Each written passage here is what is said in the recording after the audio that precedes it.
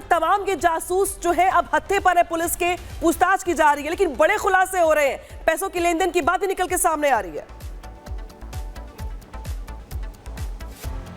अब बिल्कुल, और ये जानकारी सामने आ रही है कि पाकिस्तान 2 बार गया था और जब पाकिस्तान जाने के लिए वो उसने वीज़ा बनवाने के लिए अप्लाई किया करने गया था पाकिस्तान हाई कमीशन, उसी वक्त मुलाकात हुई थी दानिश से, और जिसके बाद से वो लगातार पाकिस्तान को जानकारियां भेजना शुरू करता है दानिश के ज़रिए। दानिश के साथ व्हाट्सएप के ज़रिए संपर्क में था। मेरे पीछे आप देख सकते हैं ये पुलिस थाना नगीना, यहीं पर अरमान को रखा गया है, चूँकि 6 दिनों की रिमांड पर भेजा गया शनिवार को। कल से आज दूसरा दिन है और पूछताछ लगातार सुबह से जारी है।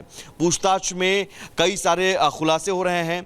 उनमें से जो पुलिस सूत्रों के मुताबिक हमारे पास जानकारी मिली है उसमें यह है कि दानिश का नंबर इसके मोबाइल से मिला है, दानिश का नंबर इसके मोबाइल में सेव था। व्हाट्सएप चैट भी मिले हैं, व्हाट्सएप के जरिए वो लगातार दानिश के साथ संपर्क में था, और कई ऐसी खुफिया जानकारी, संवेदनशील जानकारी, सैन्य जानकारी वो मुहैया कराता था। डिफेंस एक्सपो, ये भी बता रहे हैं सूत्रों की डिफेंस एक्सपो भी दानिश के निर्देश पर वो जा चुका था, और वहां पर भी डिफेंस एक्सपो से भी कुछ तस्वीरें और कुछ जानकारियां वो लगातार मुहैया कराता था।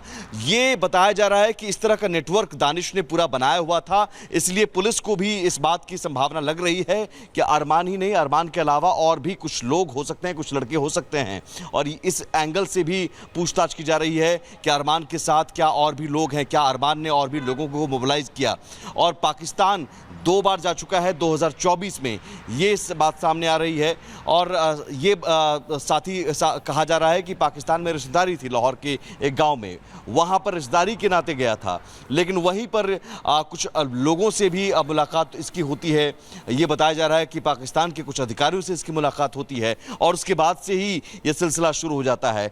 पुलिस सूत्रों के मुताबिक 2023 से ही 2024 में पाकिस्तान गया। बिल्कुल, और कई खुलासे होते हुए इस पूरे जासूसी नेटवर्क को लेकर इस वक्त सामने आ रहे हैं, और अरमान ने आखिर कैसे जो है वो जासूसी के काम को अंजाम दिया, वो भी तमाम चीजें खुल रही हैं। सुमित, आपके पास वापस यहां पर लौटेंगे, लेकिन सबसे बड़ी बात यह है कि जासूसी के आरोप में हरियाणा और पंजाब से अभी तक जो गिरफ्तारियां हैं वो हुई हैं। इसमें यूट्यूबर ज्योति मल्होत्रा समेत 6 लोगों को गिरफ्तार अभी तक किया गया है। ऑपरेशन सिंदूर के दौरान जासूसी का आरोप इन पर है। सेना की जानकारी है कि सेना की जो जानकारी है वो पाकिस्तान को देने के इन पर आरोप हैं। साथ ही बड़ी बात आपको बताएं कि पाकिस्तानी दूतावास के संपर्क में ये सभी जासूस थे, ये सभी जो है वो जानकारियां साझा कर रहे थे। कोर्ट ने जासूसों को अब 5 दिन की पुलिस रिमांड पर भेज दिया है। पुलिस इनसे पूछताछ कर रही है। 5 दिन की पुलिस रिमांड पर कोर्ट की तरफ से इन्हें भेजा गया।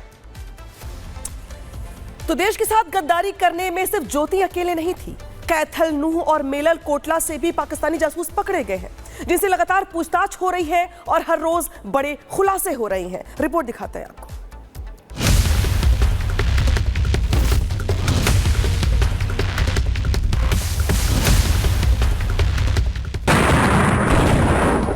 भारतीय सेना ने ऑपरेशन सिंदूर करके पाकिस्तानी सेना को तो पानी पिला दिया,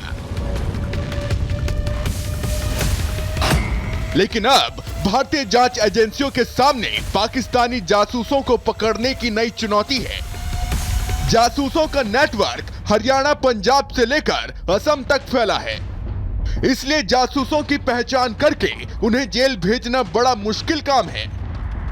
पेडलिंग और सॉफ्ट पावर पुश के थ्रू अपने नैरेटिव चलाने की कोशिश कर रहे हैं, तो उसी क्रम में ये हमें सेंट्रल एजेंसी से इनपुट मिला था, उस पर हमने काम किया। तो ज्योति मल्होत्रा जो कि रेजिडेंट है हिसार की, उसको हमने अरेस्ट किया। तो she was in touch with PIOs and she had also visited Pakistan multiple times, और she had also visited China once, और उसे हमने परसों अरेस्ट किया है, और उसकी हमने अभी 5 दिन की पुलिस रिमांड पे लिया।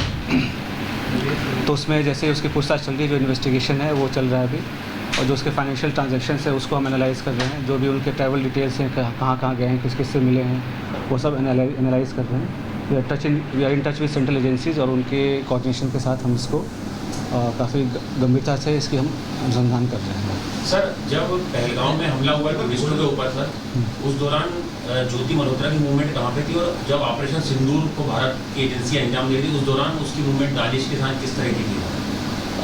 During the conflict she was in touch with the PIOs, ठीक है। तो जो पर्सनल नॉन ग्रेटा जिसको डिक्लेयर कर दिया गया, तो ड्यूरिंग द कॉन्फ्लिक्ट वो she was in touch but she did not have any direct access as such with any very important direct access नहीं था उसके पास किसी मिलिट्री या डिफेंस के इन्फॉर्मेशन को लेके जो हम इस स्टेज पे कहीं कि उसने उसको दिया है। But definitely she was in touch with the PIOs, और यहाँ के जो कुछ और भी जो अभी उसके हमने लैपटॉप और मोबाइल जो है वो हम उसको अभी सीज़ करने की कोशिश कर रहे हैं कहाँ पे है, और वंस वी सीज इट और उसका हम फोरेंसिक एनालिसिस करेंगे तो उससे भी काफ़ी सारी चीज़ें क्लियर होंगी कि क्या क्या इन्फॉर्मेशन उन्होंने एक्सचेंज किया है।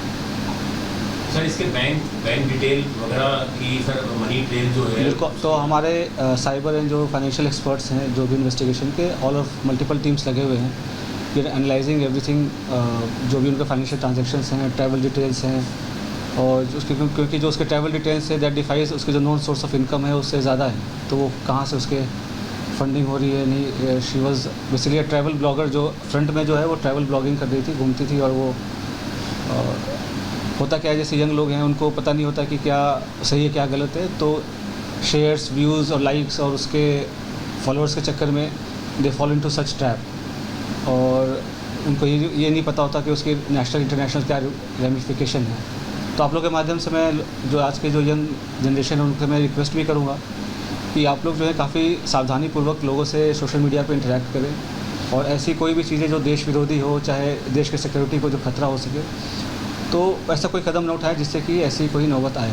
तो it is a very learning experience for all the younger generation. Sir आपको लगा है एसेट के तौर पे इसका यूज हो रहा था सर? ज्योति मल्होत्रा को पाकिस्तान हाई कमीशन के लोग एक एसेट के तौर पे यूज़ कर रहे थे? बिल्कुल, they were developing her as an asset, और जैसे she was in touch with other YouTube influencers जो है जिसको कहते हैं आज के डेट में, जो हमारे देश के और भी जो इन्फ्लुएंसर्स उसमें भी टच में थे, they were also in touch with the PIOs, और उनके सोशल गैदरिंग वगैरह में भी जाना होता था।